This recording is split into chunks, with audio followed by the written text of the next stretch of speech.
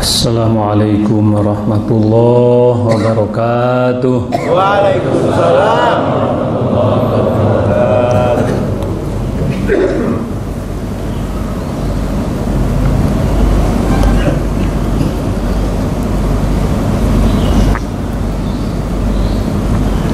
A'udzu billahi minasyaitonir rajim. Bismillahirrahmanirrahim. Alhamdulillahilladzi hadana li hadza wa ma kunna linahtadiya laula an hadanallah. Asyhadu an la ilaha illallah wahdahu la syarikalah wa asyhadu anna sayyidana Muhammadan abduhu wa rasuluh. Allahumma salli wa sallim ala sayyidina wa maulana Muhammadi wa ala alihi wa sahbihi. Salatu wa salaman daimaini mutalazimain ila yaumil qiyamah. Amma ba'du ayyuhal hadirun rahimakumullah. Usikum ibadallah.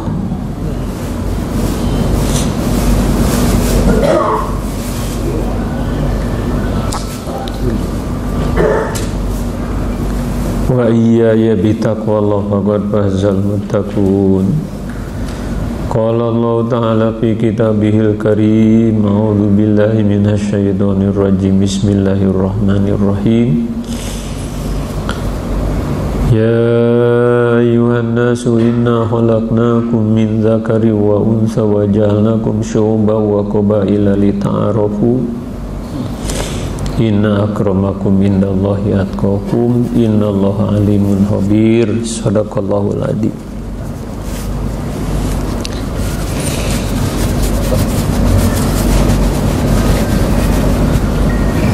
Wa qala aidan innamal mu'minuna ikhwatun fa aslihu baina akhawaykum.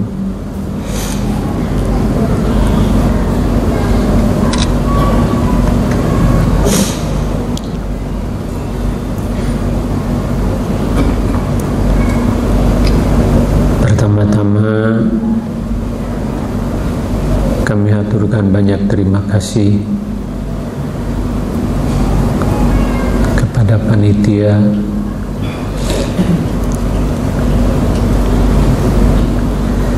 yang telah mengundang saya untuk bisa hadir manakib di Rawamangun ini. Alhamdulillah atas izin Allah, pada hari ini saya bisa mengabulkan permohonan panitia dalam keadaan sehat walafiat dan bisa bersilaturahmi dengan ikhwan ahwat yang ada di Jakarta.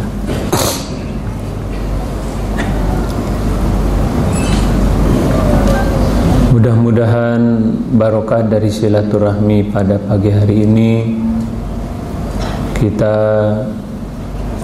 mendapatkan wasilah untuk mendapatkan kucuran rahmat dan maghfirah dari Allah Subhanahu wa taala.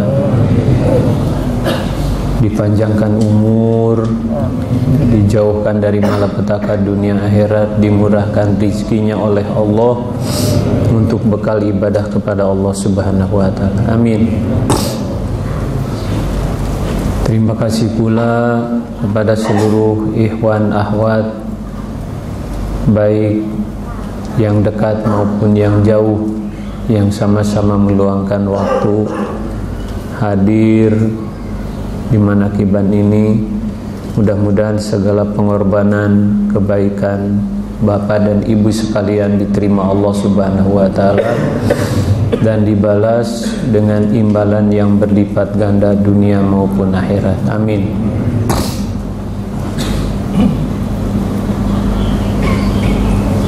Beberapa kali Mas Andri mohon saya untuk bisa hadir di sini. Saya tidak bisa menyanggupi karena saya di Suryalaya, kalau istilah sepak bola, sebagai penjaga gawang. Penjaga gawang paling jauh sebatas garis penalti keluar itu. Jadi kalau keluar harus mencari dulu siapa yang mengensel yang ada di Suryalaya. Alhamdulillah setelah beberapa lama saya koordinasi dengan Pak Kiai Haji Abdul Qohir, Wakil Talqin Pangresabah dari Sumedang. Beliau menyanggupi insyaallah untuk menjaga gawang di Suryalaya. Sebelum kami berangkat kemarin, beliau sudah hadir di Suryalaya, alhamdulillah. Saya titip sampai maghrib, mungkin saya bisa pulang dari Jakarta habis duhur. Jadi hari ini saya tidak bisa melaksanakan tugas di Suryalaya.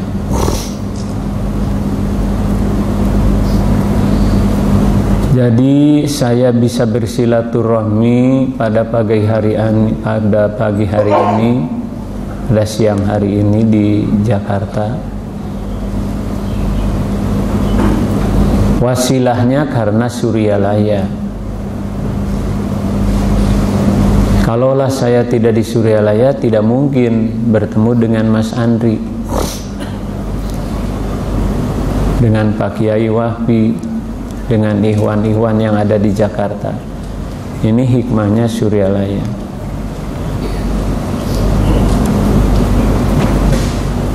Saya sebagai orang bodoh tidak pantas untuk mengisi ceramah, karena di Jakarta banyak yang pandai, gudangnya ilmu. Tapi beliau memesan, memang ahli ilmu banyak di Jakarta, tapi mohon pengalaman Bapak bisa disampaikan di hadapan para ikhwan akhwat agar bisa memperkokoh, memperkuat keimanannya, karena saya dianggap yang paling lama hidup bersama Abah sewaktu beliau masih sehat.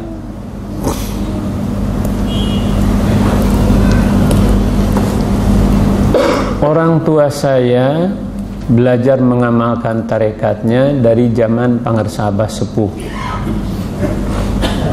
Beliau menceritakan mulai belajar mengamalkan tarekat tahun 1936. Masih di bawah penjajahan Belanda. Pada waktu itu Pangresabah sepuh yang memimpin di Pondok Pesantren Suryalaya. Saya dilahirkan di Dusun Cimareme, desanya Sagalaherang, kecamatannya Panawangan, Kabupaten Ciamis. Jauh antara Suryalaya dengan Panawangan itu kurang lebih 33 km, ditempuh dengan jalan kaki menuju ke Suryalaya. Itu menggunakan perjalanan malam, menggunakan oncor, lampu dari minyak tanah yang dari bambu, obor ya, pakai obor. Berangkat jam 6 maghrib, tiba itu jam 6 pagi di Suryalaya. Jadi hampir 12 jam jalan kaki.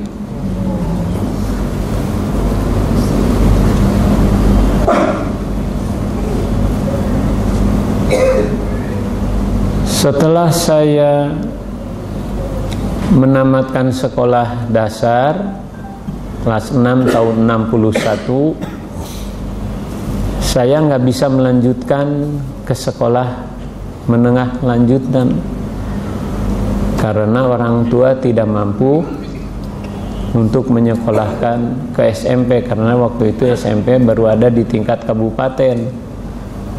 Di Kawadanan juga belum ada, apalagi di kecamatan. SMP ada di kabupaten, di Ciamis di kota.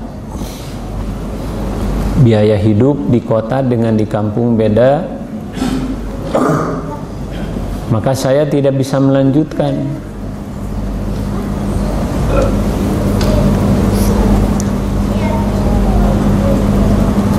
Pada waktu tahun 62, Suryalaya mendirikan yayasan, dan yayasan mendirikan sekolah SMP. Ketika manaqib di pesantren Suryalaya, yayasan mengumumkan bagi siapa yang punya anak ingin melanjutkan sekolahnya ke SMP, di Suryalaya dibuka sekolah menengah Islam pertama, disebut SMIP waktu itu, sekolah menengah Islam pertama yang mendirikan yayasan, dengan biaya gratis, tidak akan dipungut biaya pendidikan kecuali untuk biaya hidup mungkin. Mendengar pengumuman dari yayasan, ketika kembali ke rumah, ayah saya memanggil, mau kamu sekolah di Suryalaya? Mendengar itu dengan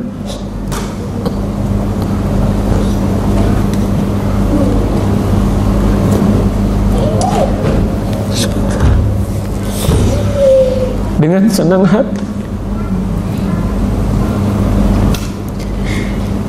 karena teman-teman sekelas sudah ada yang melanjutkan ke Bandung, ke Bogor, ke Cirebon, ke Ciamis. Selama 1 tahun tamat SD 61, cuman ngurus kambing.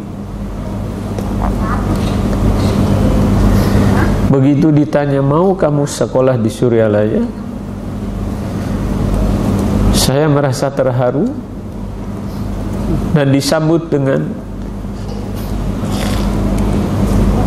segembira-gembiranya.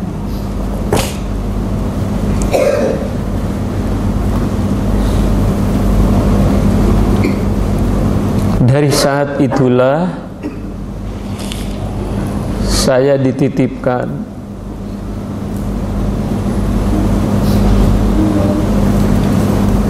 oleh orang tua saya di Pengasabah untuk belajar mengikuti sekolah di SMP. Waktu pulang dari sekolah, bekerja membantu Pengasabah. Yang pertama ditugaskan pada saya bukan belajar. Abah membeli kambing 2 karena tahu mungkin Pengasabah saya di kampungnya tukang urus kambing.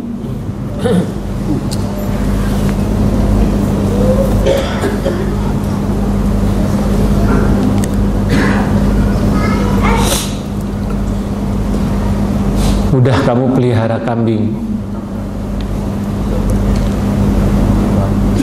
kandangnya di atas,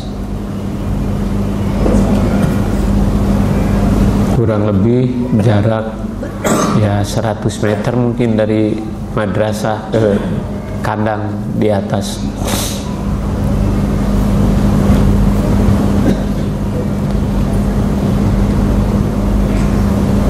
Rupa-rupanya beliau mendidik saya supaya belajar apik.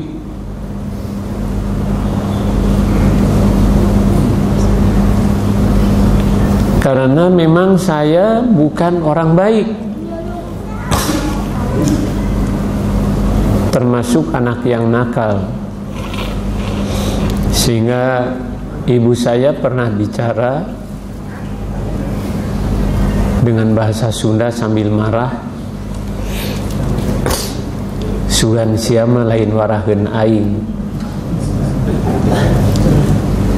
Ibu marah karena sangat jengkelnya, mungkin kamu mah bukan untuk dididik oleh aku.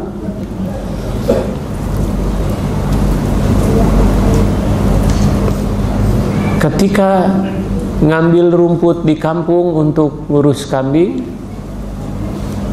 lihat buah orang lain dilempar, dimakan.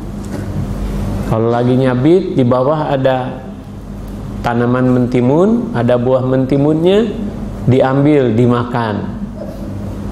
Ada buah danas, udah matang punya orang lain, diambil, dimakan. Jadi belajar baik itu susah.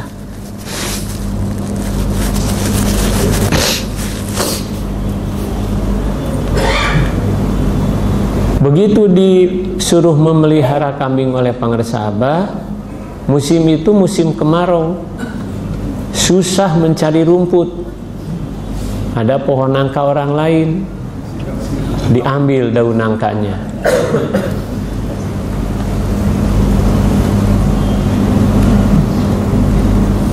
Ketika saya mengambil daun nangka, habis sholat asar, Abah manggil saya. Nama lengkap saya Sandisi, nama panggilan di keluarga Ndis, dan Pangersa Abah juga suka manggilnya Ndis. Ndis, ke dia, jalan-jalan yuk, sambil bawa tongkat. Itu tahun 62. Jalan-jalan yuk. Mangga Abah ngiringan. Saya ngikut di belakang. Ternyata ke atas itu melihat kambing. Daun nangkanya udah dikasihkan, udah habis daunnya, tinggal dahan-dahannya saja. Sambil menunjuk, ngorek-ngorek sama tongkat, ini daun apa? Saya bilang, daun nangka Abah. Dari mana? Dari pinggir Kali Citanduy. Punya siapa? Nggak ada yang punya kali. Abah bilang, hus, membentak kepada saya. Hati-hati, pinggir Kali Citanduy itu ada yang punya. Dikira karena pinggir Citanduy itu hakullah aja, itu nggak ada yang punya. Beliau menyatakan, jangan sekali-kali lagi mengambil barang tanaman orang lain. Kalau rumput itu nggak ditanam, jadi pasti yang punya juga meridhoi apa yang kita ambil. Tapi kalau daun nangka, daun singkong, daun kayu yang lainnya yang biasa dimakan kambing, itu jangan diambil. Dari saat itu saya tidak tahu bahwa Abah mendidik saya supaya belajar apik. Terasanya sudah dewasa, oh itu pendidikan Abah. Jadi tidak belajar ngaji, tapi belajar diberikan pendidikan akhlak.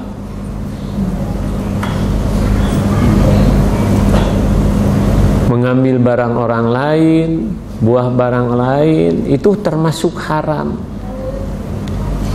Di mana Nabi menyatakan,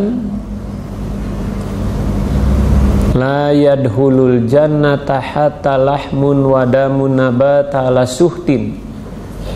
Tidak akan masuk surga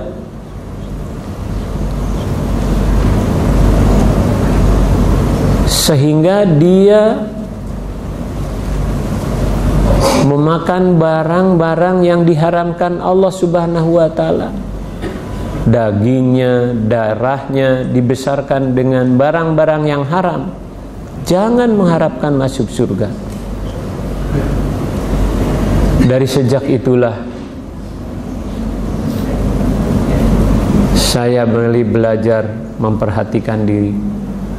Tidak berani lagi mengambil barang-barang orang lain yang ditanam oleh yang punya. Cuman mengambil rumput aja. Setahun selesai ngurus kambing, kambingnya dijual semuanya oleh pengarsa Abah. Jadi tugas saya tidak menyabit lagi. Saya diperintahkan untuk ngurus masjid. Dan ada suatu yang sangat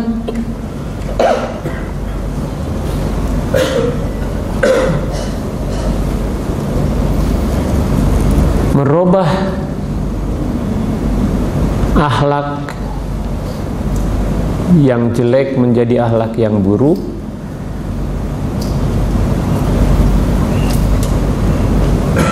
Baru beberapa bulan saya di Suryalaya, ketika sudah ditugaskan untuk menyabit rumput, habis sholat asar, Abah manggil,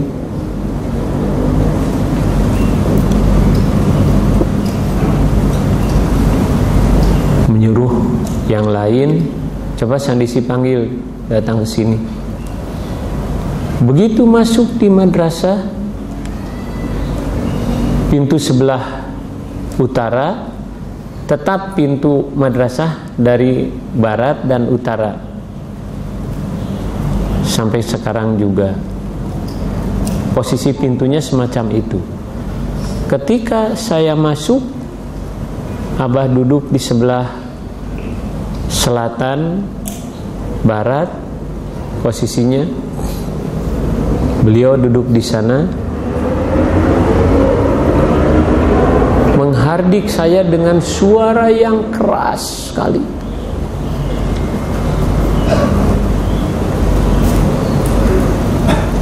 Bahasa Sunda, mantog sia setan.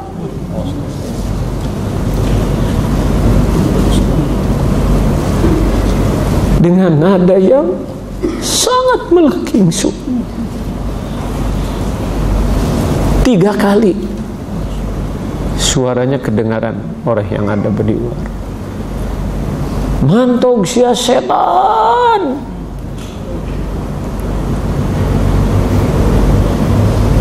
Saya nggak bisa maju ke depan ke beliau, cuman duduk di dekat pintu. Terasa air mata mengalir, terasa panas melintasi muka saya.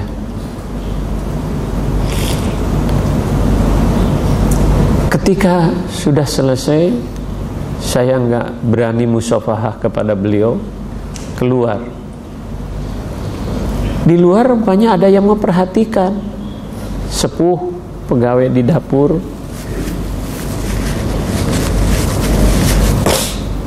merangkul ke saya sambil mengelus-ngelus punduk saya. Beliau menyatakan, bagja bager, bagja kamu bager, bagja maneh.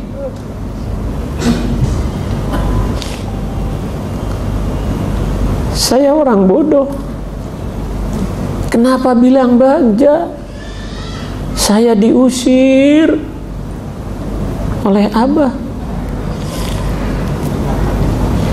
Persiapan waktu itu saya juga akan pulang karena sudah diusir oleh beliau. Perhatikan, siapa yang diusir oleh Abah? Apakah kamu gak mendengar? Yang diusir Abah setan, bukan kamu.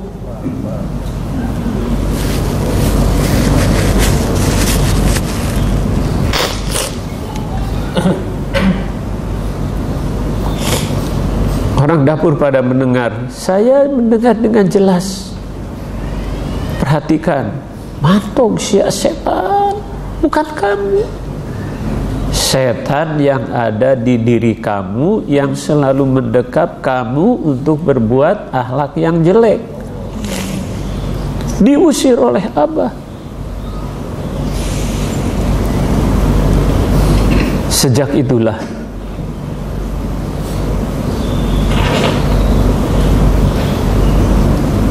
perasaan ingin pulang hilang sama sekali tidak ada. Akhirnya setahun saya tidak pulang-pulang, diam di Suryalaya walaupun sekolahnya libur.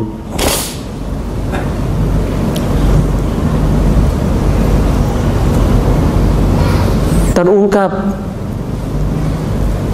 sudah tamat sekolah SMP tahun 65, terjadi kejadian yang menimpa Indonesia, gerakan 30 SPKI.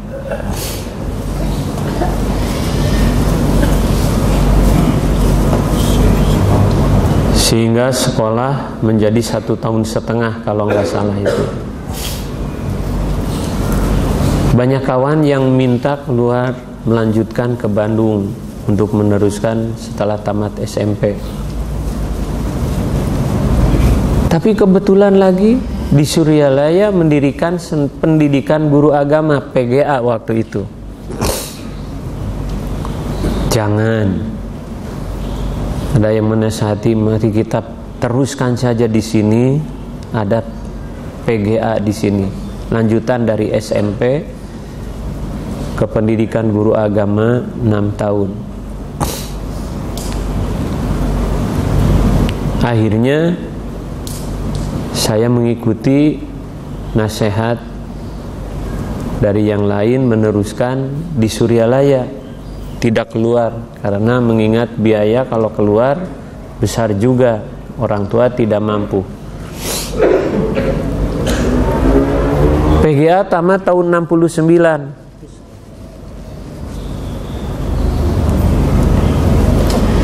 Begitu sekolah tamat PGA, orang tua menghadap kepada pangarsa Abah,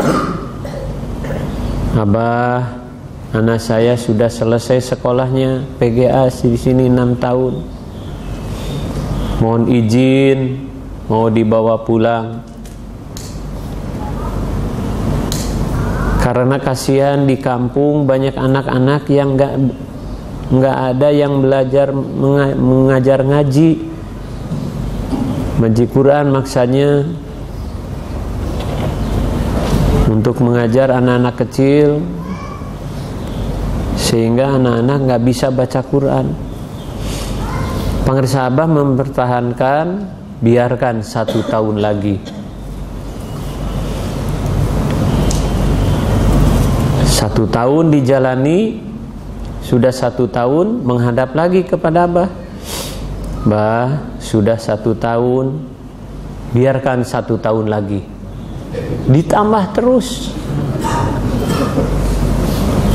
sampai 3 kali, udah 2 tahun, 3 tahunnya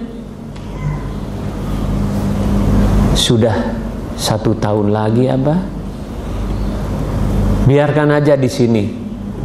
Akhirnya tidak diizinkan untuk pulang ke kampung halaman. Setelah beliau mendapat pengajuan dari orang tua untuk dibawa pindah ke kampung halaman, pangarsa Abah sempat ziarah ke Cirebon. Pulang dari Cirebon kurang lebih duhur, mampir ke rumah orang tua saya. Saya masih di Suryalaya, nggak bilang-bilang Abah mau ke rumah saya. Itu dari mulai duhur, orang tua namanya di kampung nggak ada makanan apa-apa, mau menghormat tamu, pak-pikpak menyediakan makanan, dari mulai mencuci beras, menyembelih ayam, ngambil ikan di kolam, itu ditunggui sampai asar baru masak. Selesai matang masakan, Abah baru bisa makan siangnya habis asar. Ternyata beliau sangat memperhatikan. Pulang ke Suryalaya, manggil Pak Kiai Umar, bejakeun ka sandisi tong hayang balik deui.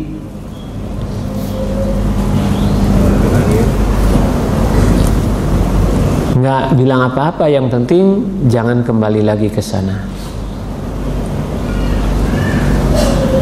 Mungkin setelah beliau memperhatikan keadaan lokasi dan daerahnya kurang bermanfaat mungkin bagi saya kalau saya pulang ke kampung halaman.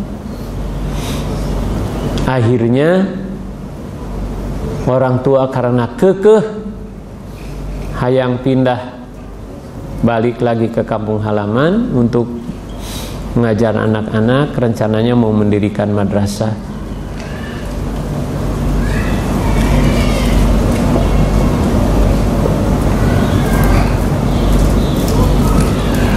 Ternyata beliau tidak mengizinkan, dan akhirnya tahun 74 orang tua merekayasa sugan kudu dikawinkeun dia mah ka urang lembur. Berusaha sekuat tenaga, saya dijodohkan dengan tetangga, masih Iwan, anak Iwan, yang kebetulan saya juga bogoh gitu. Dijodohkan tapi kebenaran bogoh, itu cinta. Jadi istilah nama bilaktu ninggang dage gitu. Atoheun. Tahun 74 dinikahkan. Istri di Lembur, saya di Suryalaya. Bolak-balik Suryalaya Panawangan. Setiap seminggu sekali. Jumaah, Sabtu, Minggu, Senin pagi baru ke Suryalaya lagi. Lebih gawat ieu mah coba ninggalkeun Suryalaya nana teh.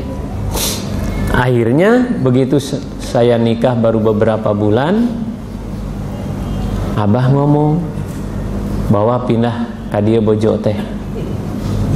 Waduh, ini berat ya. Yang dirasakan berat, keinginan orang tua saya dinikahkan dengan orang kampung itu supaya bisa saya keseret ke Panawangan, ke kampung halaman. Ternyata Abah lain pandangannya, bahwa pindah istrimu ke Suryalaya. Waduh, berat sekali. Mana yang harus diikuti ini? Akhirnya saya menyampaikan ini kepada Abah Pakih, wakil talqin dari Abah Sepuh, sebagai sepuh saya waktu itu. Beliau paling sepuh. Bagaimana saya menghadap, apakah harus ikut ke guru atau ikut ke orang tua? Gimana gitu? Orang tua harus pindah ke Panawangan, tapi Abah nggak mengizinkan saya pindah lagi ke kampung. Sambil tawajuh pangresa Abah Pakih, sambil menunjuk guru. Jadi yang harus diikuti itu guru, bukan orang tua. Saya masih mengajukan pertanyaan lagi, kenapa guru yang harus diikuti? Beliau menyampaikan, kalau guru pandangannya lahir batin, kalau orang tua hanya pandangannya sebatas lahir. Mungkin takut nggak bisa makan, takut nggak bisa ngurus keluarga, mau dari mana makan. Kalau di kampung, sawahnya, kebunnya, kolamnya sudah disiapkan, asal tinggal memelihara aja. Untuk makan tidak akan kurang makan. Sedangkan guru, tatapannya lahir batin, dunia akhirat. Oleh karena itu, guru yang harus diikuti.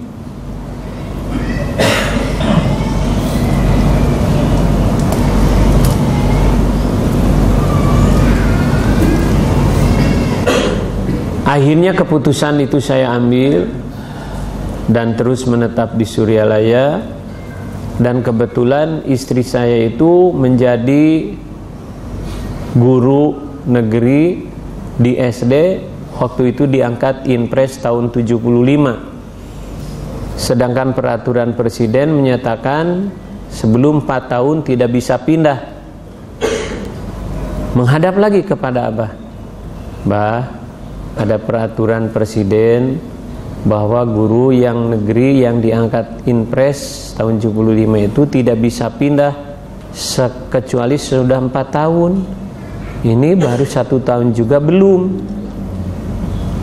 Abah bilang lagi, kapan ikut suami? Abah bilang, kan ikut suami mah bisa saja. Yang penting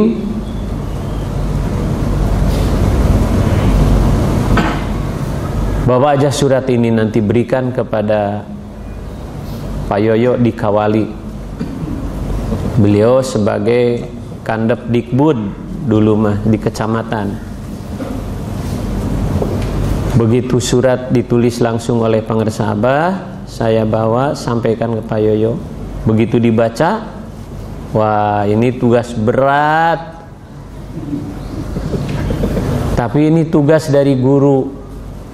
Mudah-mudahan Allah bisa mengabulkannya. Walaupun berat, saya akan hadapi, akan laksanakan. Ternyata ada guru yang lain yang ditugaskan dekat Suryalaya, itu ke wilayah Panumbangan, yang dia ingin pindah ke Panawangan. Dia yang kasakusuk ke sininya. Jadi kalau barter boleh. Jadi kalau ditinggalkan tempat yang kosong nggak boleh gitu. Jadi ini barter. Yang dari Panumbangan ingin ke Panawangan, yang dari Panawangan ditugaskan ke Panumbangan. Jadi barter. Tidak lama prosesnya, hanya 1 minggu.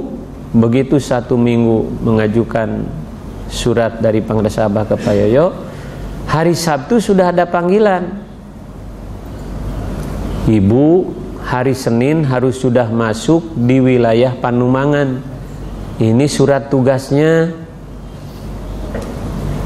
Sampaikan ke Kandep Dikbud yang ada di Kecamatan Panumbangan. Orang tua tidak ada yang tahu seorang pun bahwa istri saya harus sudah pindah hari Senin. Begitu pindah hari Senin ke Suryalaya, tidak bawa apa-apa, hanya badan sekujur dengan pakaian. Dapatlah diketahui oleh orang tua, marah bukan main.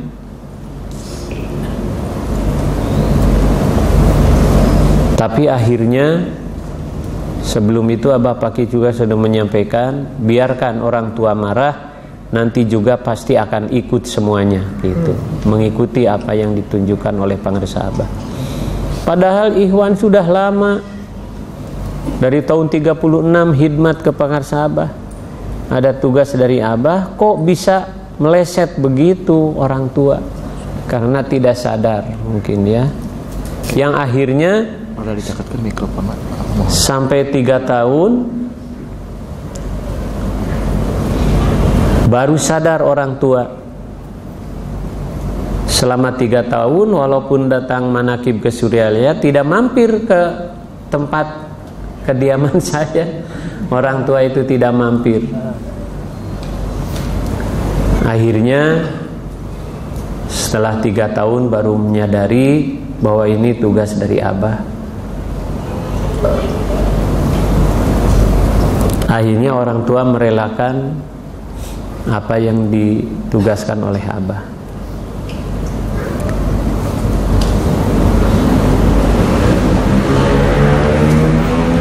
Perjalanan ini rupanya sudah diketahui oleh beliau Pangresa Abah, jangka kurang lebih 16 tahun. Saya merasakan 16 tahun kemudian Suryalaya mendirikan perguruan tinggi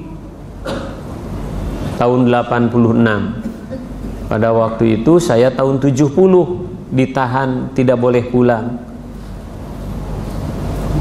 Begitu mendirikan perguruan tinggi, langsung Abah manggil, sini, ikut sekolah lagi, biarpun sudah tua, kata beliau. Rupanya kereteg yang ada di dalam hati saya bisa diketahui oleh pengersa apa? Sama Syekh Ahmad Kanji, kereteg dalam hatinya diketahui oleh gurunya Abu Ishaq Maghribi. Dalam hati saya sangat menginginkan melanjutkan kuliah ke perguruan tinggi.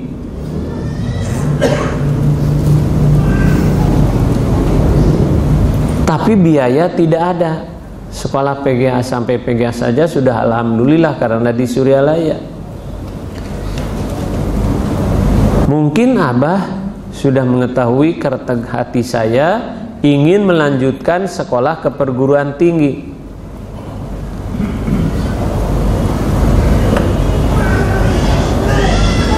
Karena begitu Suryalaya memproses mendirikan perguruan tinggi, saya yang lebih dulu dipanggil.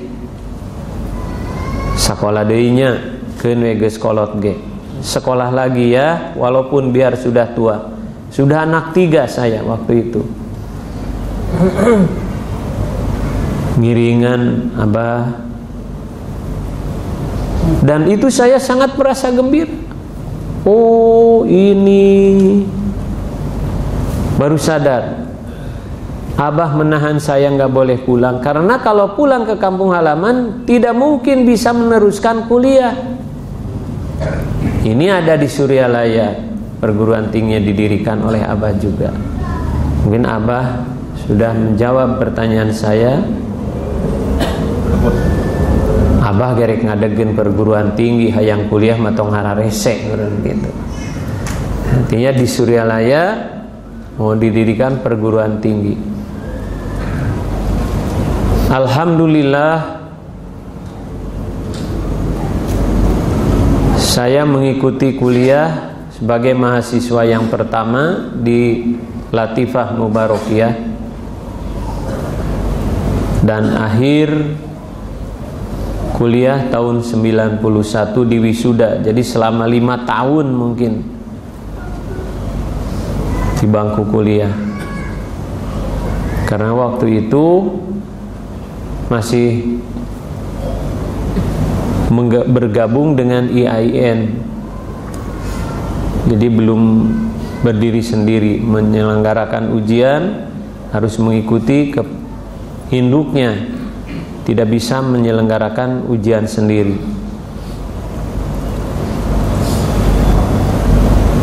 '91 di wisuda, kemudian ditugaskan untuk menjadi asisten dosen.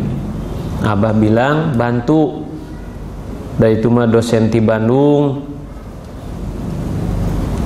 untuk membantu mendirikan dan menyelenggarakan perguruan tinggi harus banyak orang sini supaya orang Bandung tidak terlalu capek.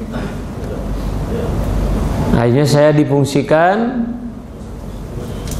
ditugaskan menjadi asisten dosen. Tahun 2005, udah berjalan beberapa tahun, saya ditugaskan untuk memberikan talqin dzikir. Habis sholat Jumat, dzikir Jumat, khotaman Jumat. Sebagai khotaman ada yang manggil Haji Aib sebagai pendamping pengersa Abah. Upami tos beres khotaman disaur ku Abah, mangga. Selesai khotaman menghadap kepada beliau. Beliau menyampaikan satu kalimat saja, nalkin.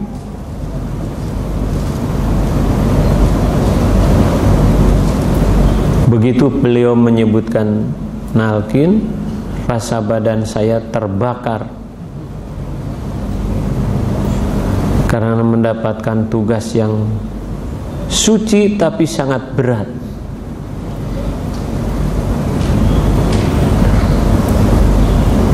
Saya belum yakin, akhirnya saya sampaikan ke Umi, Umi, apa maksud Abah? Umi nanya lagi ke Abah, Bah, kumaha Pandis?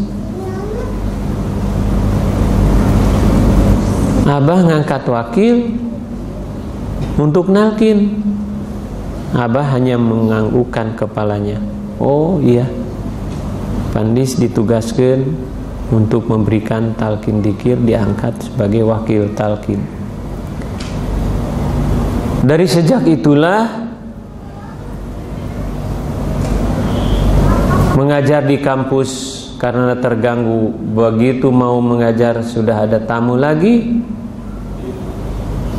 akan mengajar ada tamu lagi, jadi ditinggalkan, banyak ditinggalkan mengajar di kampus. Akhirnya saya mengundurkan diri dan memfokuskan menghadapi tugas beliau Pangarsa Abah, memberikan talqin dzikir bagi orang-orang yang mau belajar dzikir. Dari saat itulah sampai sekarang saya benar-benar diikat di Suryalaya dan sudah tidak mungkin kembali lagi ke kampung halaman karena sudah berdomisili di Suryalaya. Hadirin yang berbahagia, itulah sekelumit riwayat sejarah hidup saya dari bajidor. Kalau bilang orang Sunda mah bajidor teh bagian jiwa doraka, diperbaiki untuk memiliki akhlakul karimah dengan belajar berkhidmat kepada Pangarsa Abah di Pondok Pesantren Suryalaya.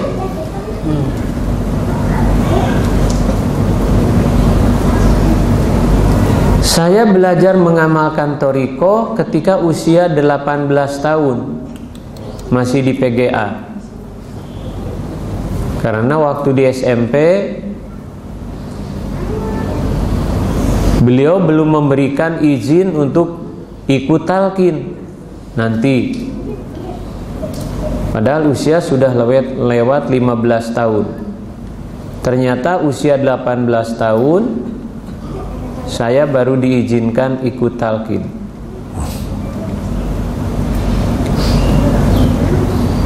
Dari situlah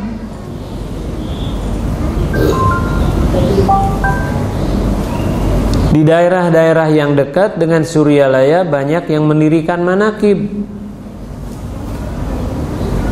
Ikut dengan orang tua, sekarang sudah almarhum Kiai Mu'alim Hudaimi, Mu'alim Sodikin, sebagai mubaligh senior. Ikut keliling kalau malam,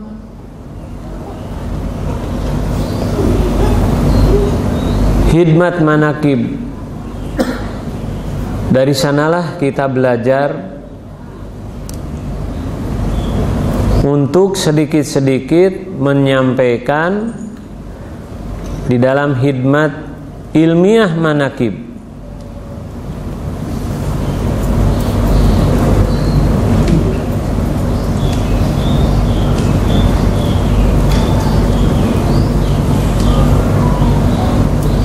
Yang disampaikan atas pesan beliau Pangarsa Abah, jangan keluar dari tanbih. Kita punya doktrin tanbih. Jadi kaulaan agama negara sepantasnya. Kita harus taat, tumut kepada doktrin tanbih. Jangan keluar dari tanbih. Itu wasiat dari beliau kepada saya ketika saya diundang untuk memberikan ceramah di tempat-tempat manakib. Alhamdulillah,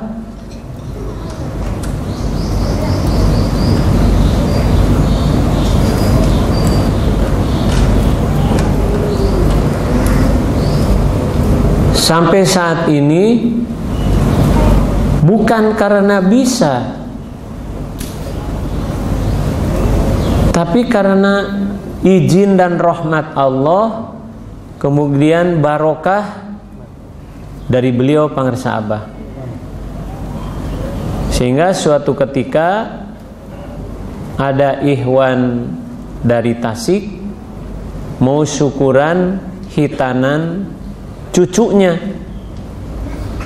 Beliau menyatakan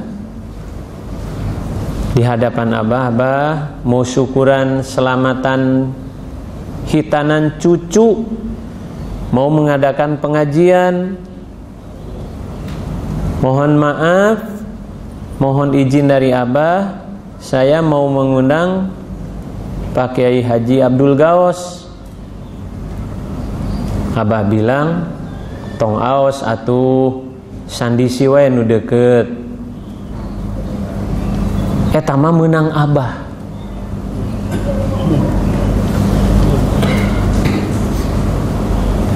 Saat itulah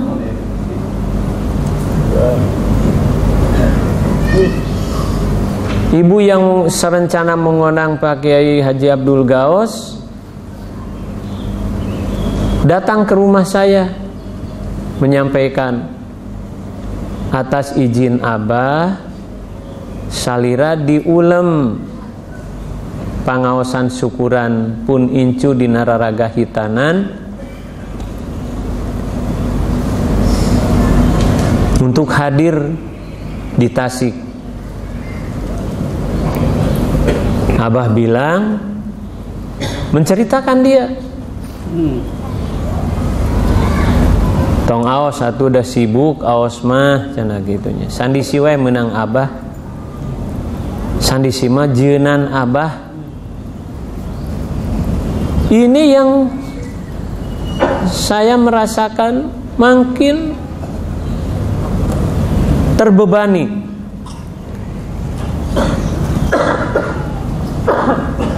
Takut tidak bisa menyampaikannya sebagai amanat yang disampaikan oleh pangarsa Abah. Benang Abah tapi meureunnan kalakuan anak itu. Nah, ini yang dikhawatirkan. Jadi tidak sesuai dengan apa yang dididikan oleh pangarsa Abah. Sangat risih untuk menjaga ini. Oleh karena itu, udah sinyal mednya ada. Saya tidak berani memfatwakan yang neko-neko. Artinya benar-benar harus sesuai dengan pesan tanbih kawulaan agama jeung nagara sapantesna. Dan salah satunya,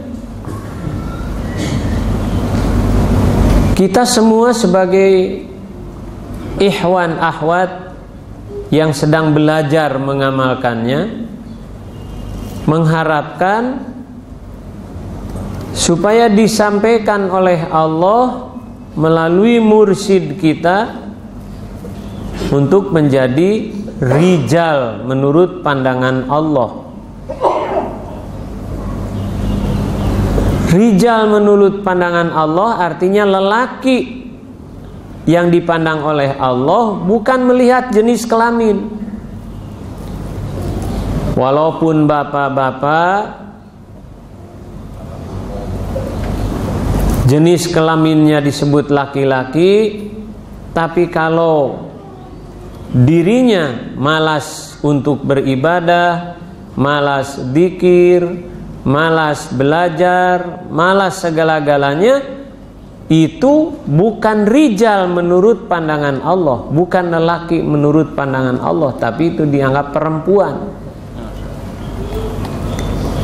Tapi walaupun jenis kelaminnya perempuan, ibu-ibu, tapi dia gigih di dalam melaksanakan ibadah kepada Allah, zikir kepada Allah, khotaman, manakiban, belajar dan sebagainya, akhlaknya tidak tercela, sesuai dengan tanbih yang diwariskan oleh pangresabah sepuh, maka itulah yang disebut lelaki menurut pandangan Allah.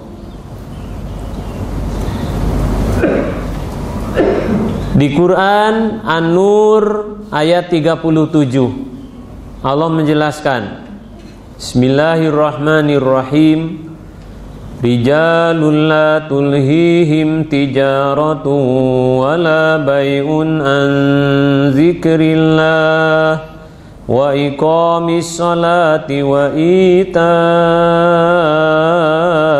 zakah yakhafuna yawman tataqallabu fihil qulubu wal absar. Allah menjelaskan, yang dimaksud rijal lelaki menurut pandangan Allah, la tulhihim, mereka yang tidak tertundukkan, tijaratun dengan harta benda dagangan, wala bai'un dengan jual beli, an dzikrillah dari mengingat Allah. Jadi walaupun sedang jual beli, ngurus harta benda dagangan, tapi hatinya tidak terikat dengan urusan jual belinya, selalu diisi dipenuhi dengan dzikrullah. Itulah rijal menurut pandangan Allah. Oleh karena itu, dzikir hati tidak terbatas oleh ruang dan waktu, tidak terhalang oleh pekerjaan, tidak terhalang oleh hadas besar maupun kecil. Di mana saja kita berada, hati harus selalu diisi dipenuhi dengan dzikrullah.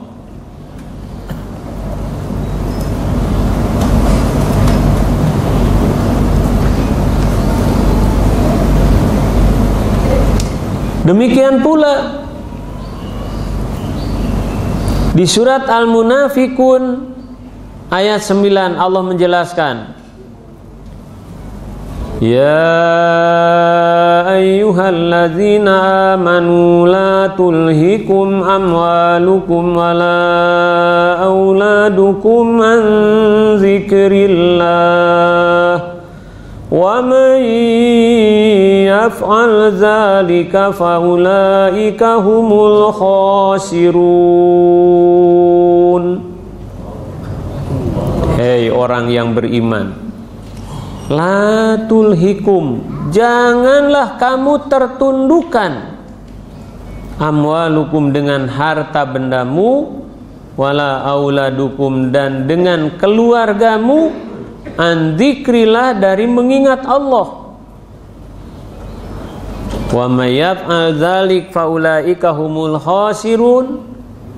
Barang siapa yang tertundukkan hatinya dengan harta dan keluarga sehingga lupa kepada Allah, faulaika humul khasirun, maka dia akan termasuk orang-orang yang rugi, orang-orang yang celaka. Na'udzubillah. Jadi inilah yang dimaksud dengan rijal oleh Allah, hatinya tidak terganggu oleh urusan dunia, oleh urusan keluarga dari mengingat Allah.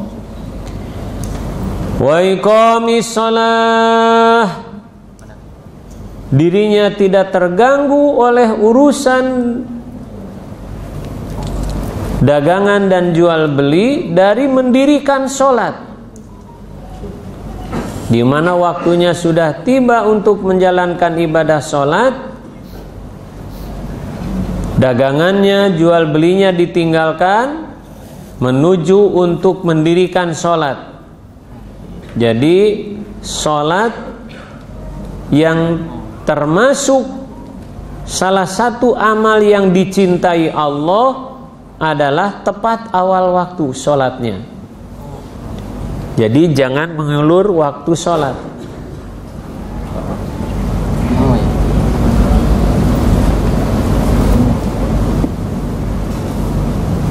Karena mengulur waktu sholat termasuk salah satu tanda orang munafik. Salah satu yang dicontohkan oleh pangresabah beliau tidak pernah ketinggalan sholat berjamaah tepat awal waktu. Begitu dikumandangkan adzan tepat waktu masuk sholat, beliau sebelum adzan sudah ada di masjid. Sewaktu-waktu ketika mau ke masjid ada tamu, pangersaba menghormati dulu tamu. Karena ada hadis, man kana yuminu billahi wal yaumil akhir falyukrim doefahu. Orang yang iman kepada Allah dan hari kiamat, hendaklah dia menghormati tamunya.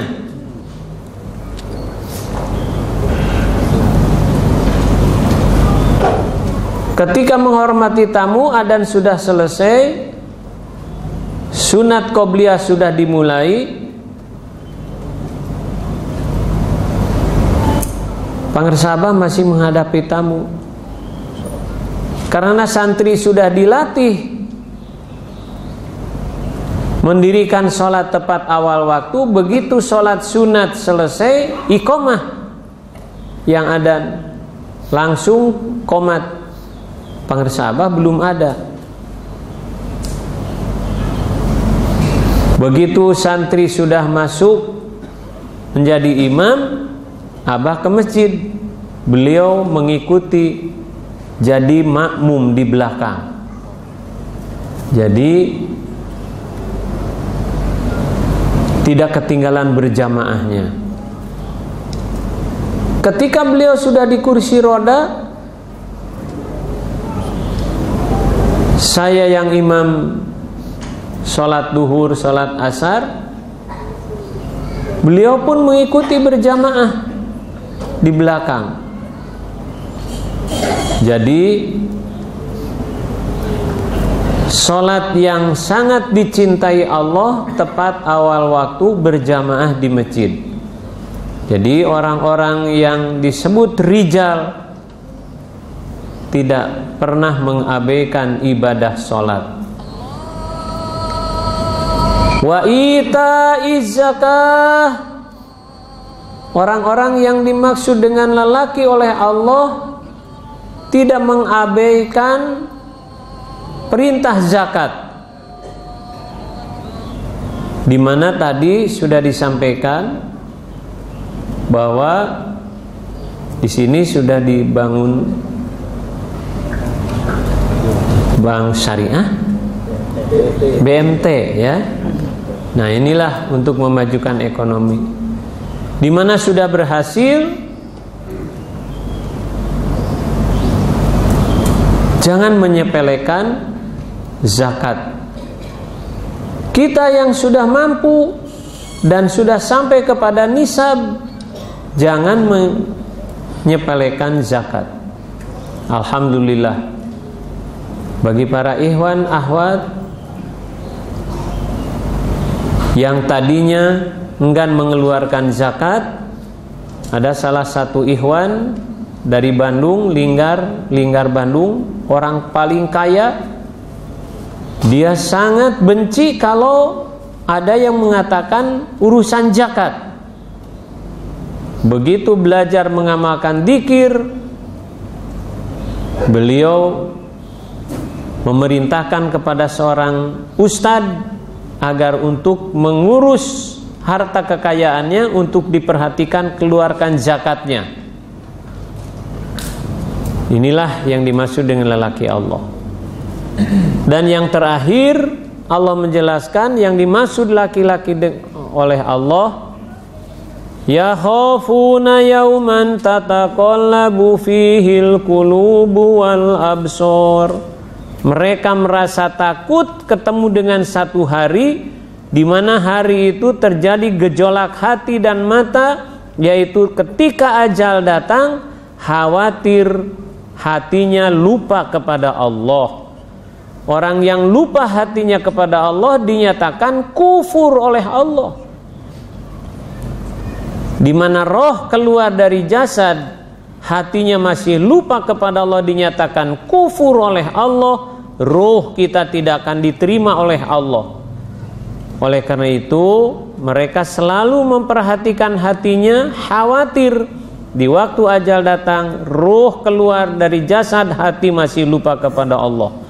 Oleh karena itu Allah merintahkan wadkur rabbaka idza nasita. Ingatkan kembali di mana lupa, ingatkan kembali di mana lupa.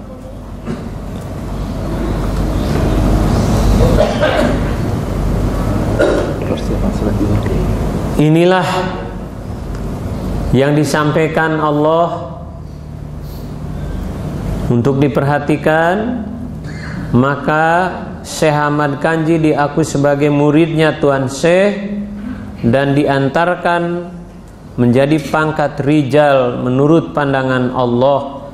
Mudah-mudahan kita semua yang sedang belajar mengamalkan Thariqat Qadiriyah wa Naqsabandiyah diantarkan oleh mursyid kita menjadi rijal pandangan Allah Subhanahu wa taala, yaitu untuk memperkekal, memperkokoh, memperkuat amalan thariqat ini dengan sesungguh-sungguhnya, di mana wasiat dari Pangresabah Sepuh, ini amalan thariqat Qadiriyah Naqsabandiyah, amalkan dengan sebaik-baiknya guna untuk mencapai kebahagiaan dunia akhirat, untuk menghindari kejahatan dunia dan akhirat.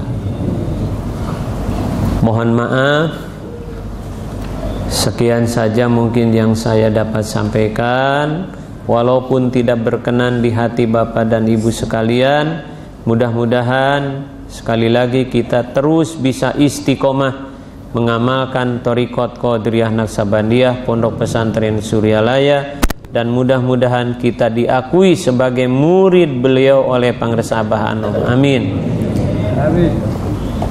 Mohon maaf atas segala kekurangan dan kehilapan. Billahi taufiq wal hidayah. Assalamualaikum warahmatullahi wabarakatuh. Waalaikumsalam warahmatullahi wabarakatuh.